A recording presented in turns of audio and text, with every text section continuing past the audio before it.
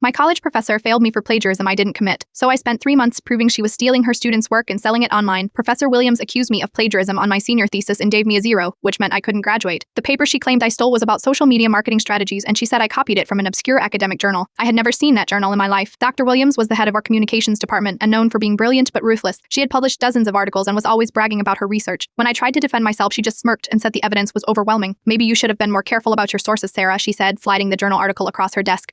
It was my exact thesis, word for word, published 6 months earlier by someone named Dr. Rebecca Martinez. I was devastated. I had spent 8 months researching and writing that thesis. I interviewed marketing executives, analyzed data from 12 different companies, and created original case studies. Every single idea came from my own work, but there it was in print attributed to someone else. The department backed Dr. Williams completely. They said I could retake the class next semester and write a new thesis, but I'd have to pay another $3,000 in tuition and graduate a year late. My job offer would be gone. My parents were furious, and I felt like my entire future had been ruined over something I didn't do. That's when I decided to fight back. I started by researching Dr. Rebecca Martinez, the supposed author of my paper. She didn't exist. No university affiliation, no other published work, no online presence beyond that single article. The journal that published it was barely legitimate, one of those paid-to-publish academic mills that don't fact-check anything. Then I dug deeper into Dr. Williams' publication history. She had been incredibly productive lately, publishing papers on topics ranging from social media to corporate communications to digital marketing. For someone who taught basic communications classes, her research scope seemed suspiciously broad. I started reading her recent articles and noticed something weird. The writing styles were completely different from paper to paper. Some were formal and academic, others were casual and modern. It was like they were written by entirely different people because they were. I spent weeks in the library comparing Dr. Williams' publications to student work from previous semesters. I found my roommate's paper from last year, almost identical to a Williams publication from 3 months ago. My friend Jake's research project matched another Williams article perfectly. She had been stealing student work for years, submitting it to fake journals under made-up names, then accusing the original students of plagiarizing from her publications. The system was genius and horrible. She'd take the best student papers, publish them quickly in predatory journals, then use those publications as evidence when she accused students of cheating. The students would fail, and she'd build her academic reputation on their stolen work. I found 12 different cases over 3 years. 12 students who had been accused of plagiarism failed their classes and never knew their professor was selling their work online. But I needed proof that would stick. I created a fake student identity and enrolled in Dr. Williams' summer course using my cousin's name. I submitted a completely original paper on Tedrod marketing that I wrote specifically as bait. Quarter enough. 6 weeks later, it appeared in an online journal under the name Dr. Amanda Foster. I had her and Dr. Amanda Foster. I compiled everything into a 47-page report with side-by-side comparisons, publication dates, and evidence of the fake academic identities. Then I sent it to the university president, the academic integrity board, and the local newspaper education reporter. The